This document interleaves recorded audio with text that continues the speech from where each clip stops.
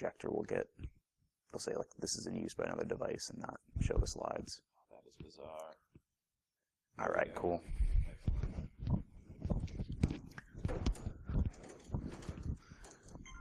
All right, you can switch over to the main one. Okay. All right, thanks for coming out. This is Clear as FUD, and this is the second time I'm giving this talk, but it's been heavily revised since the first time.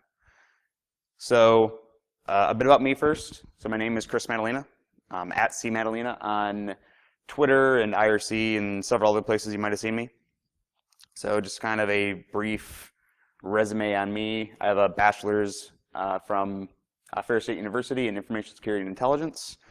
And I'm an information security analyst at eCentire, where I do a lot of project management, do a lot of phishing campaigns, and I'm involved in a lot of VAs and pen testing. And I've been about 10 years in various roles in IT. My resume is not very interesting, but most of these, kind of the point I want to make is that I've always been in a customer-facing role. So even right now, as a security analyst, I deal with a lot of different clients, and that's really what I want to talk about today, is how the different people that I interact with all kind of view and understand technology differently. And a lot of this is influenced by the media they consume, things they encounter in their daily lives, and a lot of this actually does have a direct impact on the users themselves and the security field. We're going to take a look at a few real-world examples later on, but first, my disclaimer. So I am kind of here representing eCentire, but this presentation just represents my own views and opinions, yada yada. So training and education. Obviously, we send people to training. They get training from various sources, just social interactions, just from their employer for workplace training. They're getting training from 100 different directions, but a lot of it just kind of slips through the cracks because they're not told why it's relevant. So education kind of goes one step further, and that's what makes it different. It actually explains why. It explains why and if it's relevant, why it's important to them.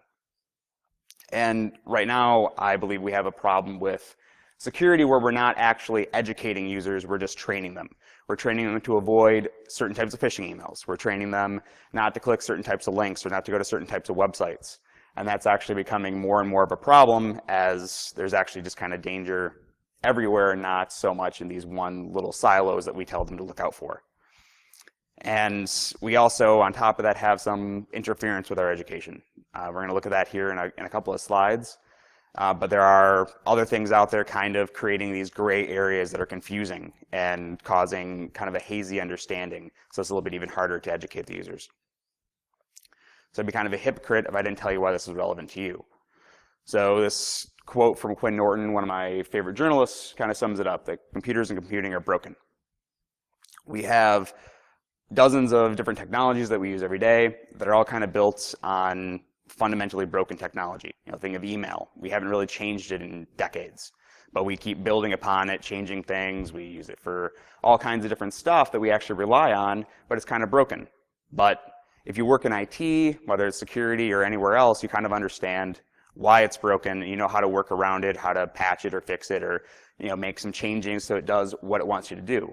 For a normal user, it's just kind of broken, and they don't really understand a lot of the ways it's broken, how it's might be leaking information, that sort of thing. And this has a real direct impact, this misunderstanding of technology. We end up having problems where the users remain uneducated, and we start seeing repercussions from that. So some of the ones that we'll look at here in a little bit are things like changes to the Metasploit licensing, where if you saw at RSA this year, Rapid7 had to announce that due to encryption export laws, they now had to require anyone outside of the US or Canada to submit a letter explaining why they needed a Metasploit license. We also have the proposed changes to the CFAA, the Wassenaar stuff from earlier this month, or last month rather, and it's just going to get worse from there as users remain uneducated and they don't understand why they want these changes to these laws, because they think that they're being protected by the government, but they end up actually just kind of making it harder for security researchers and the like. And a big part of this is that even regardless of how broken the technology is or not, we've actually made it incredibly easy to use, which is awesome because we have things like touchscreens and these devices that are constantly connected to the internet that they're able to use and get online with without much trouble. And then on top of that, they also have motivation to do it. They have Twitter and Facebook and all kinds of things that they have their email. And this is really awesome because it actually has taken people who at one point had trouble with a computer and are actually now able to get online and they can get out there, they can learn things, and they're not so much in a cloistered little silo anymore where they just felt comfortable, they just go to Facebook and then log off. They can now, they're clicking links and they're moving around. The downside of this is that their lack of understanding makes them really easy targets. They're targeted by scammers, with phishing emails.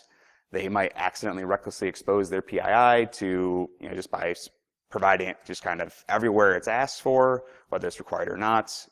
And this puts them at risk also if they lose their devices. They're not locking those devices. They're putting all kinds of stuff on their phone, and then they lose it. They don't understand what can actually be taken off of it if they haven't locked it down. And on top of this has the potential to generate some fear, which is kind of what we were just talking about, where as they become concerned about one thing or another and they don't understand why, because it's more of a fear of the unknown, it moves on to, and they start pushing for things like changes to CFAA. But they don't just come up with these fears on their own. So there's all kinds of things that are actually providing these sources of fear and kind of planting the seeds. And it's kind of referred to as kind of programming here. And it's just kind of, it's all their news and entertainment, things that they hear. I have a picture up here of CSI Cyber, but it's only one of many examples. And then I have a couple of, these are article headlines that have kind of really stuck with me from late 2014 and 2015. This Washington Post article, the headline's not too crazy, but we're actually going to talk a little bit more in depth on that interview and how it's kind of a ridiculous article. But then you have things like this New York Times article where the article wasn't necessary, and it just used a lot of scare quotes, just put quotes around everything, how you use wget to scrape websites and things like that. It was just really unnecessary and was really just there to try to get you to click on Snowden used low-cost tools to best the NSA. And then that, of course, misinforms users as they read that. And then you had the Forbes article who kind of went really far with it, meet the hackers who sell spy tools to crack your PC and get paid six figures fees, which was, a whole article on the Grug and other like zero-day sellers. Now the thing though with things like CSI Cyber is that this doesn't necessarily cause damage directly. So there's all kinds of things like CSI Cyber, and most people are looking at it, if they watch that show, they understand that it's not based on real life. But what the problem is, the way I see it, is that you've probably seen a movie or or just been talking about a show like that where someone asked you like, you really can't do that, right? And they know that you can't, but they're asking kind of jokingly, but it's because that they understand just enough to know that technology is expanding every day and they can't really keep up with it because they're not looking at it, but you probably are. So they're kind of curious, what exactly can you do? Most of the time, you're probably going to laugh it off and say no. But that's also kind of an educational opportunity where we can say like, well, no, we can't do that, but here's kind of how far they got, how far we could go in that direction, or what we might be looking at in the next few years. And when we just say like, no, or they get an idea of their own, this creates a gray area where they're not sure where the fiction begins and the real stuff has ended. And this leads to warped touchstones. So we have touchstones and keywords, especially in InfoSec, that mean a lot to us. I don't have to come up to you and constantly explain, what I'm dealing with. I can just say malware, and you understand already what I'm saying. And then we can even go a step further, and I can mention CryptoLocker or something like that, and you instantly understand what I'm talking about. I don't have to explain what it does, how the infection got started, or things like that. You kind of already get a good idea of what I'm talking about just from a couple of words. Because these touchstones, they aid in communication, and they carry a lot of meaning. They complete that picture. But the counter-programming kind of aids in miscommunication. It spreads fear, and it offers a very incomplete picture that then leaves it up to the user's interpretation to figure out where they go from there. But I've been picking on the media for the last couple of slides, but this is kind of stuff is everywhere. Like this is a Spotify notification that basically just the Spotify installation on this PC is corrupt, but it just goes out of its way to say, well, maybe it's been affected by a virus. There's no reason for that. It's going to throw it out there and then not explain at all to the user of why it thinks he might be, why you might have a virus or anything. It's just going to kind of leave the user to puzzle over what they should do from here. So I want to take a look at one of our favorite touchstones, the word hack. It's kind of it's a very brief history of it. It's been around, that word has been around since the 1300s. And it used to refer to laborers. Eventually it referred to prostitutes, later taxi cab drivers. And eventually in the 60s and 70s it started being used, this is kind of more anecdotal, but MIT students say they started using it to refer to pranksters. And that's kind of when they started adding that ER to the end and saying, like the hacker was a prankster. But obviously in 1976, this is what most people think of it, is that it's someone who enjoys programming for its own sake. And that's what a lot of people really hang on to, is that 1976 version. But in 1984, that's when we start getting the more negative view of it, of one who gains unauthorized access to computer records. And there's been kind of a struggle over whether or not the word hacker and hack is negative or more positive since then. And then, of course, we have kind of the word that everyone likes to hate, which is the word cyber. So the interesting thing that I think is interesting about cyber is that it's actually remained really consistent. So we need these keywords to be consistent in order for them to work for communication. So kind of funny enough, cyber is actually being more useful in communication than the word hack. But at the same time, hack and cyber are the words that mean something very different to different groups. And as I kind of mentioned earlier, the InfoSec community really embraces hacker as a positive word. It has a lot of flavor, it's weighty, it has a lot of history, they really like it. And it's a very positive thing. Usually we refer to the riffraff, not as hackers, but as miscreants or criminals or skiddies. We don't really think of them as hackers, at least not when we come to a place like this and where it's a positive word. But the community really rejects cyber, whereas the media is kind of flip-flopped on all of this. Hack is a very negative word. It kind of is an all-encompassing word for an attack on a computer system. And cyber is something they use a lot of. And it's kind of hilariously overused, it's tacked onto the beginning of every word. They really love cyber. But I do actually strongly believe it's something we can actually use to communicate with users a bit more easily. And this, I like this quote from Alex Stamos, the CISO of Yahoo, where he says, "If the word's on a patch on somebody's shoulder, we've probably already lost." And I think this is interesting for a couple of reasons, because the idea of losing against a word, shows that that's just how much we've been attacking that word and how much energy we put into hating that word and trying to push against its use, that we think that we've lost something. When really it does need to be used less, certainly, but we can actually use that to talk to users because they understand what cyber means. And we can use that in a way to communicate what we're doing. And this idea of whether or not hacker is good or bad is actually a pretty old idea. These are a couple of quotes from that I like from Clifford Stoltz, The Cuckoo's Egg from 1989, in which he actually calls out the fact that software wizards like to be called hackers. They really like the word, and they actually resent the scofflaws who appropriated the word. And then one of his friends tells him, in related to that a few morons can spoil everything. So what actually is a hack today then? So what we would probably call an attack, is often referred to as a hack by the media.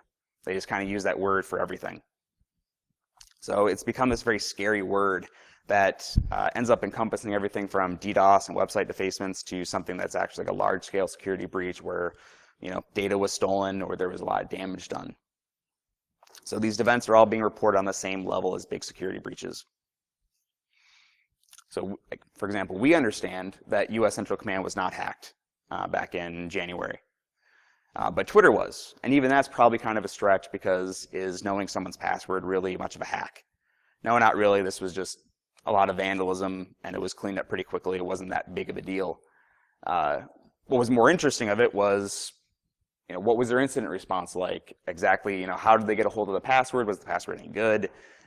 There was a couple of interviews that went around at the same time, kind of coincidentally, where some people were talking to interns on at the Capitol, like White House interns and congressman interns, and they said that passwords just kind of thrown around all over the place because so many people need access to something like a Twitter account or an email account that they use for PR or something like that. That they just kind of be on Post-it notes hanging up on the office. People will just speak it out loud in public. They'll send it in text messages and emails. They don't really treat it as a sensitive thing.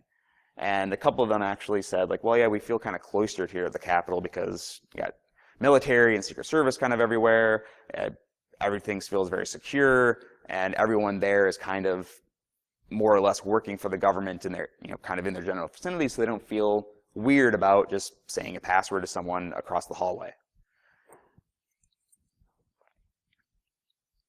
But we do get these really sensationalist headlines for these sorts of attacks. So this is actually just a quick DuckDuckGo search I did for Lizard Squad hack Sony to see what would come up, because they've actually been, they've had a couple of attacks attributed to them against Sony. The articles all come up with roughly similar headlines, but it's actually only the first one refers to the Sony Motion Pictures attack, which was the one that was really damaging. That was an actual security breach, whereas the others were just DDoS attacks on Christmas against Sony Online Entertainment, a totally different arm of the company. And those were, if you're unfamiliar with it, was when they decided to try to just take down various game services on Christmas morning just to kind of spoil Christmas for kids that were getting a new Xbox One or PlayStation 4 or something. But these were all kind of reported as like big attacks against large companies, even though most of them were just DDoSes. But sensationalist headlines aren't really all that new. There was recently a journalist that I actually really respect, started writing for a website that is known for very sensationalist headlines. And when he was asked, hey, you've really changed your style, are you being forced to write these really ridiculous headlines? He said, no, we're trying to get to the emotional truth of the story right out of the gate so you know what you're getting. Then that is one way to justify these, but it's really kind of ridiculous. It really sets the mood for the rest of the article and kind of twists the story to match that headline. Even that might be your gut reaction, emotional response. It's not the best idea to be throwing that out there, because a lot of people aren't going to understand maybe exactly what they read in the article, but they're going to end up getting this more emotional response from it. And this is where I want to talk about that Washington Post article I mentioned. So the problem isn't just these sensationalist headlines. In some cases, it's the fact that the article even kind of exists to begin with. The media attention paid to groups like the Lizard Squad kind of legitimizes them. It creates confusion around the word hack, and it really makes them appear like they're much more of a threat than they probably actually are, or at least as a whole. There might be a couple of people out there that affiliate with these groups in some way or help them that perhaps are out there doing something bad, but for the most part, they're just kind of online vandals. But we treat them like they're some sort of criminal underground. And back when they were really kind of in the news constantly, the BBC and the Washington Post paid a lot of attention to them. The BBC actually had a couple of them on, well, at least people who claim to be part of the group, on for an interview.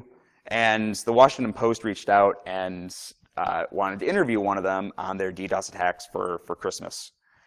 And kind of a little bit of setup for this is that the journalist knew enough he wanted verification that this was, in fact, someone who was part of the Lizard Squad. And so he asked him, he's like, well, I know you guys have a Twitter account. Tweet at me from your Twitter account. So what the guy did, and everyone else caught this because they were either looking for it on Twitter or just happened to catch it before he deleted the tweet, it was the guy just created a Lizard Squad account with like a 1 where the I goes, something like that. He just changed one letter, used the same avatar, and tweeted at the guy. And he said, oh, okay, well, you're legit. And he didn't really look into it too much. Obviously, he was easily fooled, and he proceeded to talk to this one guy about the hack. There was other red flags as well. He identified himself as Ryan Cleary. He said he was an administrator for Lizard Squad, which was kind of interesting because actually just a week before he was interviewed, the actual Ryan Cleary that was arrested I believe by Interpol, because I believe he was British. So there actually was a Ryan Cleary that was associated with Lizard Squad, and he was arrested a week before this interview. So there were numerous red flags that this journalist probably could have picked up on, but he didn't know enough about vetting his sources online and what could be used to trick him that he went ahead with it anyways. And the whole interview is pretty silly, but this kind of shows the journalist's lack of understanding of what actually a DDoS is and how they would do it. Because he asked them, says, why do you think Sony and Microsoft's counter move will be? Because he starts referring to it as a chess game and how they're playing chess against Microsoft and Sony. And this quote that I've underlined, he says, they made a deal with a large DDoS protection company, Prolexic, after apparently deciding they stood no chance against us in-house. Which is really ridiculous. And the guy doesn't call him on it, doesn't say anything, doesn't know any better. He says, oh, so they didn't put up any resistance? He goes, no, none that we could detect. And he acts like he's really putting the screws to Microsoft when in actuality he's not really doing anything all that special. But meanwhile, when this kind of interview went up, there was a lot of people on Twitter and the security community calling them like the loser squad, the skitty squad, and no one was really taking them seriously, obviously. But when you see something like this as just an average user, as an average reader of the Washington Post, a source that they know and understand and have some respect for, they see this, that starts to create this really hazy understanding of the whole situation. And this has a very real cause and effect.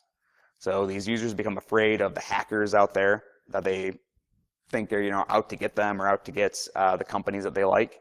And so they put lawmakers under pressure to try to crush the hacking and fight against it. The elected officials want to feel that they are trying to do something, and many of them may actually be hoping to make a difference, but they also are regular users. They don't really understand this stuff. So they start trying to put laws in front of people who also don't understand things to hopefully make a difference. And we just end up in this cycle where it's too broad. Things like the changes to CFAA, we mentioned earlier the changes that Rapid7 had to make to Metasploit Pro licensing. Oops, smell my water there. So, and the other kind of side of that coin is that media and corporate training focuses on enterprise security. Users don't recognize that this also affects them at home because they're so focused on watch out for phishing emails at work. You don't want to give your credentials out, that someone can use to get into our work network. Look at these companies being hacked. They don't understand that they're also actually at risk.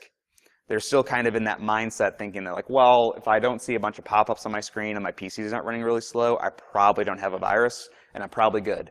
And anyways, I have Norton installed, so we're good, no problem. They don't understand that they might just become part of a botnet, or someone might just be able to get a hold of their personal information from their computer, or just install something you can use just to spy on them through the webcam. Things like that are a bit more nefarious and much quieter than some of the old, just very destructive malware. And so we know that things like malware have evolved. This is CryptoLocker version 1, kind of version versus version 2. And this sort of ransomware has actually become much more of a business. It's much easier for them to be infected, and most of the time, their AV isn't going to protect them. And again, the users think they're like, well, as long as I avoid porn and weird sites on the internet, I'm fine. If I just go to something like the Huffington Post, it'll be okay.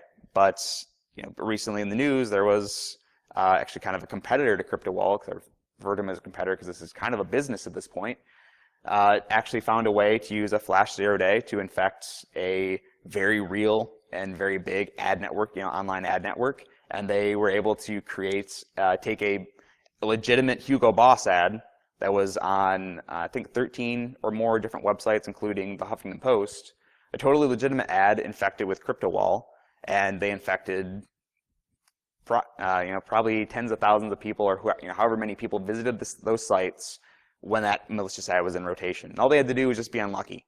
They visited a site that they totally expected to be safe. They probably trusted explicitly, and they got infected just because a flash ad loaded. But we're actually seeing more and more of this. So the jump from CryptoLocker 1 to 2 was a pretty big change. But now we're actually getting things like this. Like this is TeslaCrypt. This was kind of well designed, that's actually a working barcode. They've even went as far as to offer you an option to decrypt one of your files to kind of prove that you were encrypted. And like, hey, they invite you to, hey, try to open up your files. You can't do it. Put it in here. We'll decrypt it for you, and we'll show that we can actually do it. And then you'll pay us some money, and we'll do the rest. Kind of the interesting thing about TeslaCrypt is that they've started branching out. They want more return on their investment. When they get a live infection, they want to be able to make sure that that user is incentivized to pay them.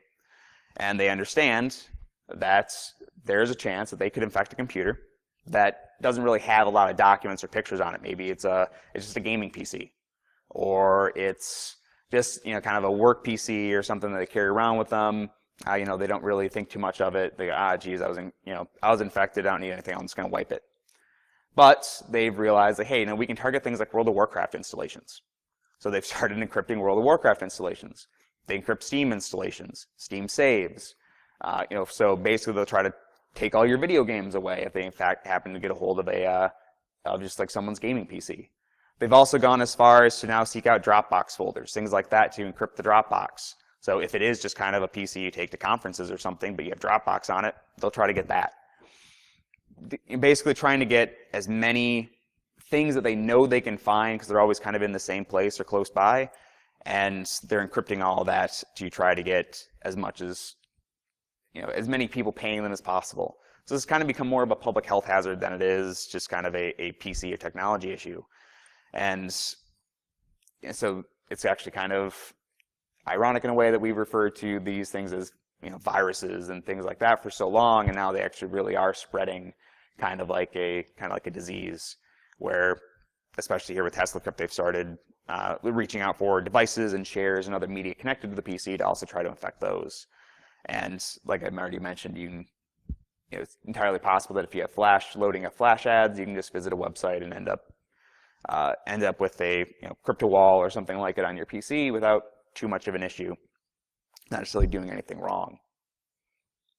Which leads me kind of into the next thing, kind of the next real world example I want to talk about, which is Snapchat.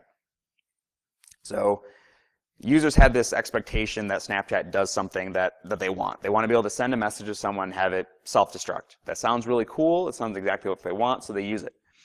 The problem is that they don't actually understand how any of this works. It's a totally black box service, and they don't realize or aren't really wired to think that, hey, I know that I can log into my Snapchat account after being gone for 2 weeks, and the messages I was sent are still there.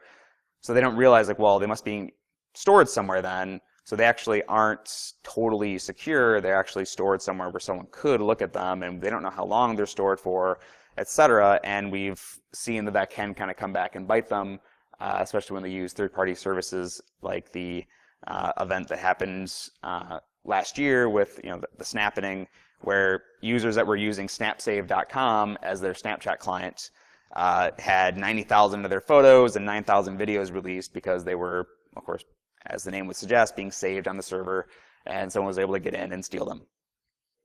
And Snapchat's response was actually pretty cold. They just said, hey, you were victimized by your own use of the third-party service. It's not our problem. But the reason I mentioned Snapchat really is because it's relevant to our next example. And this is Snapchat's own marketing information. This is what they show to their advertisers to try to get people to give them money. And so this is at least recent as of the last couple of months. Excuse me. So 50% of their users are between the ages of 13 and 17.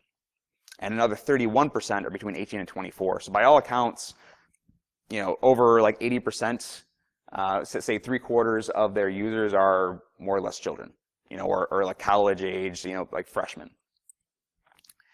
And so this is it's overwhelming how many people are using this service, as they're showing you the bottom graph there of how many snaps are sent every day, and how many new users they're getting, how popular they are in different countries. They're always going, they're moving around, they're spreading.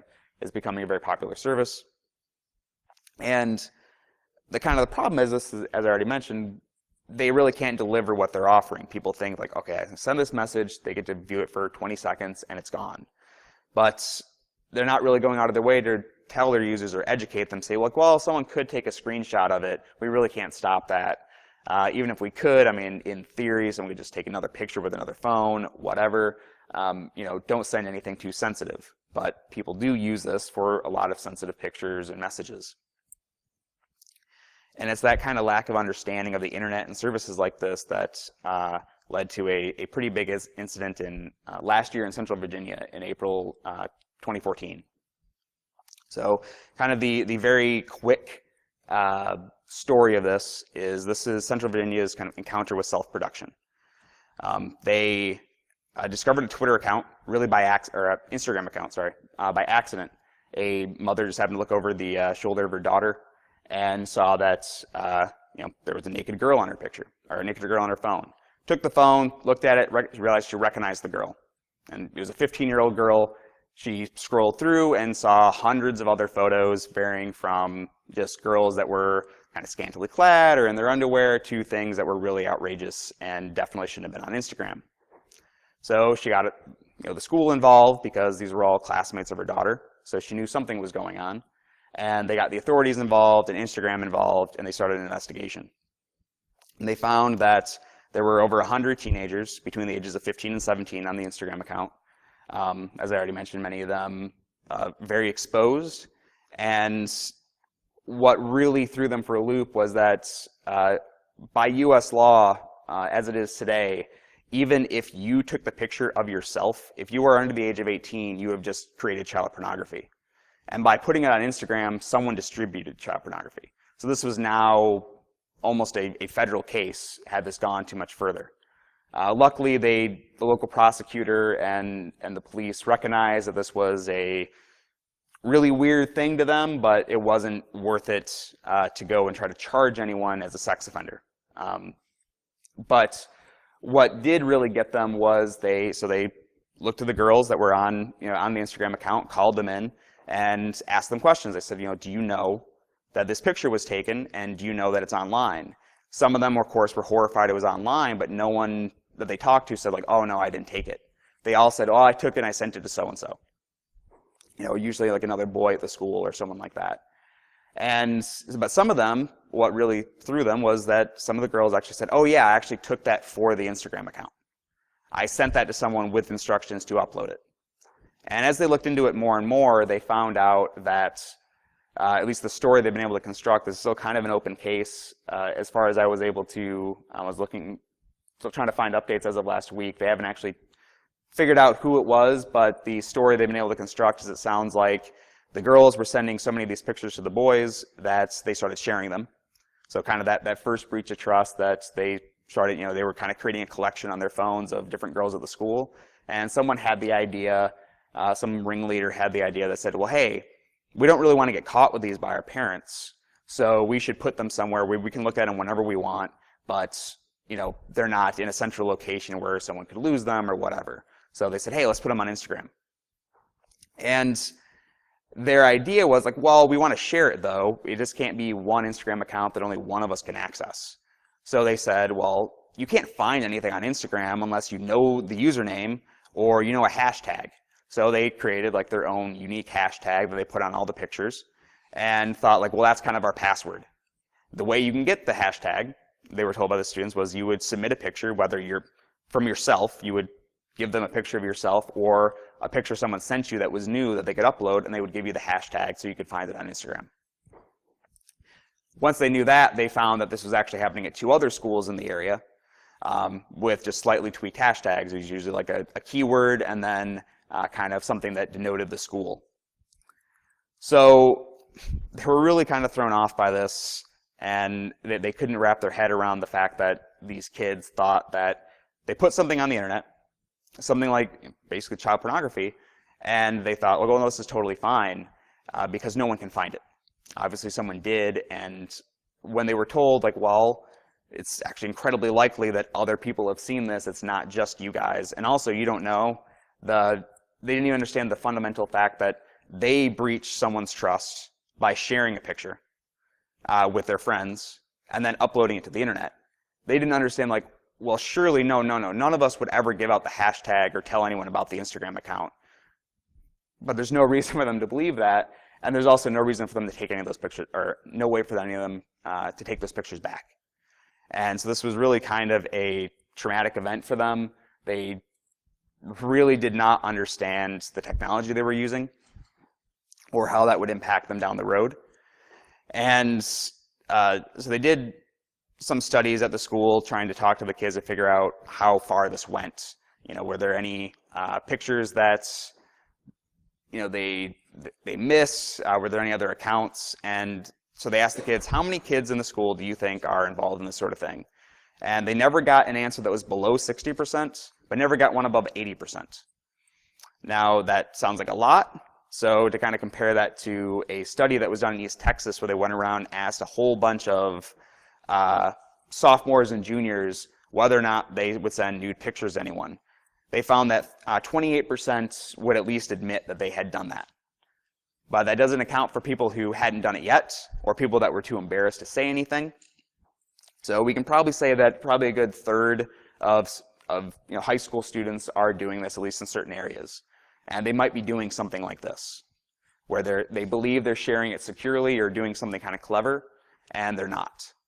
And they're actually maybe even doing something like this where it's actually a felony, and something that would be really, really bad for them if, in kind of under different circumstances. So luckily, though, with this story, it ended at least okay, probably because there were so many of them, kind of so many of the girls going through it at the same time, that they were able to sort of, support each other and get through it. So there was a little bit of bullying, I'm sure some trauma, but everyone got through the other side. No one was charged as a sex offender. Everyone's good.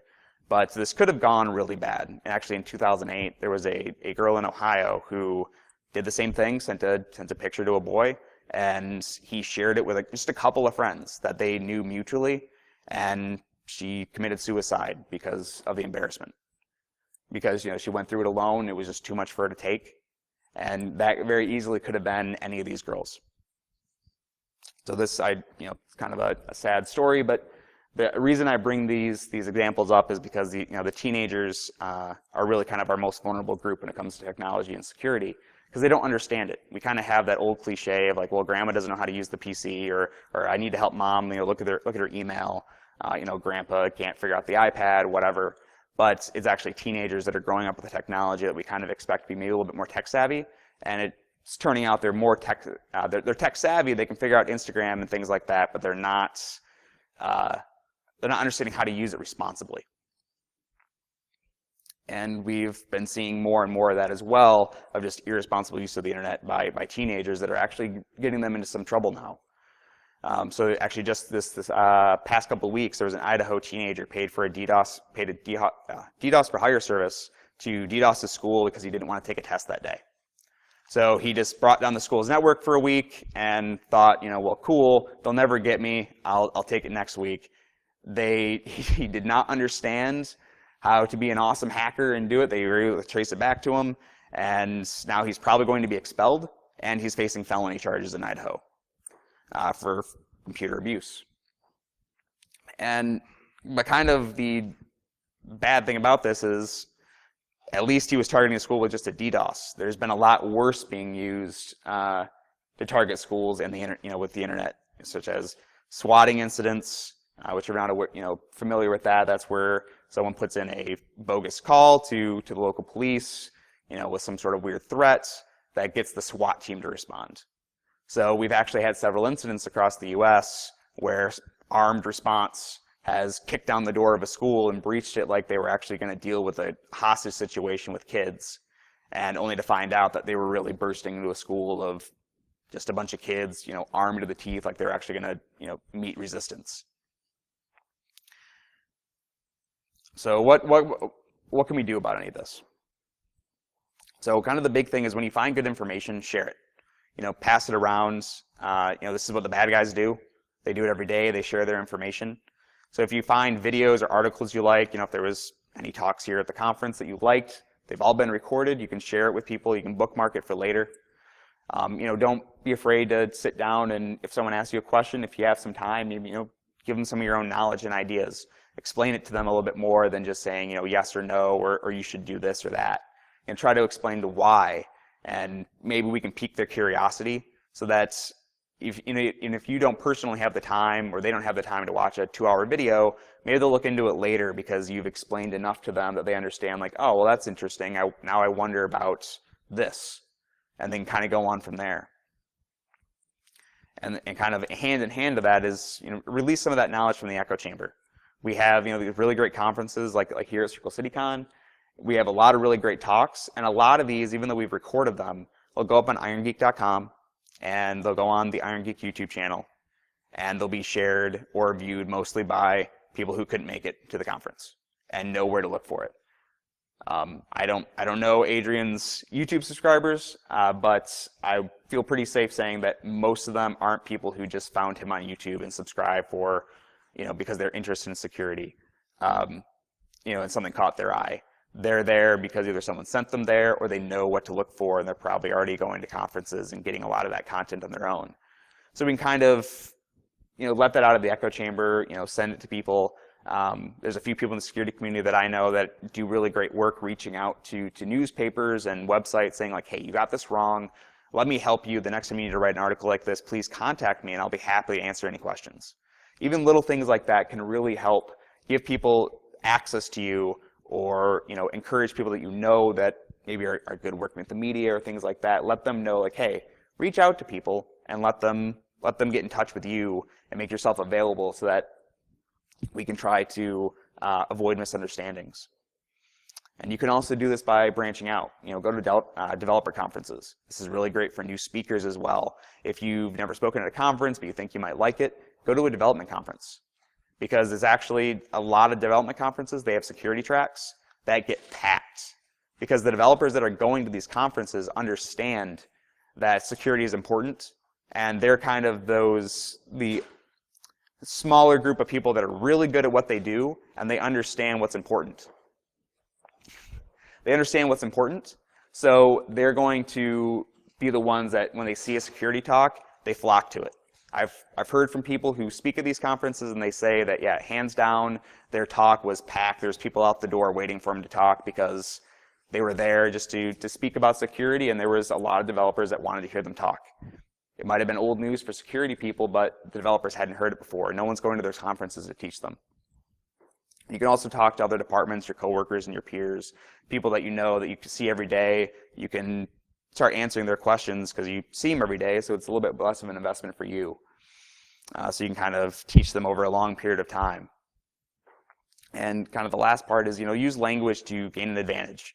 You can find common ground with them. I've mentioned a few times that I feel that cyber is kind of while we hate it, it's something that we can actually use. It is kind of the language of the users. It's what they've picked up on. It's what they use. They respond to that word pretty well, and they understand what it means.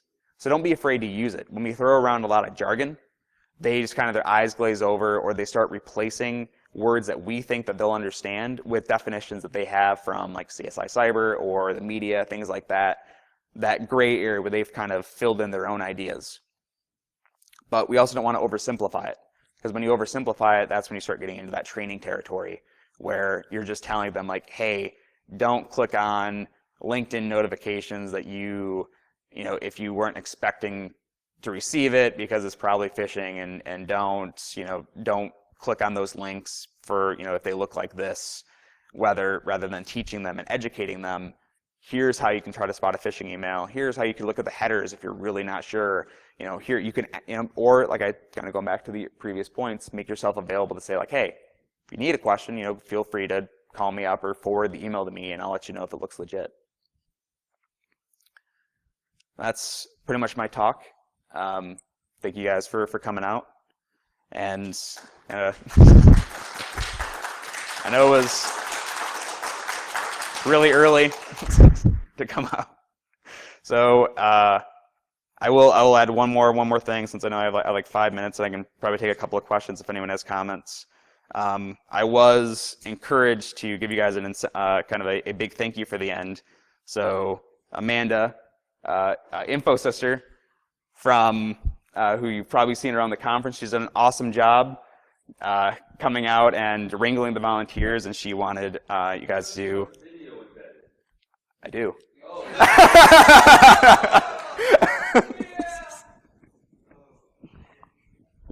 This was last night. So there's also, now that you've seen that, I will, like I said, she's doing an awesome job with the volunteer work. She also has, if you've listened to the Reboot It podcast at all, episode 9 she's on, she talks about a lot of the things that we've talked about here, but she has a little bit of a different take. It covers a couple of different sides of it, and they do actually a really great job. She also has, speaking of throwing talks out there and sharing them, she has a talk that she gave here at CircleCityCon and a few other places called Shooting Fish in a Barrel, where she goes over a fishing program and what she did. And it's actually a really great kind of look at how she tackled this problem of users and how she was going to relate to them and get them to care about security and make them understand that it was relevant to them and learn from it. So thank you very much.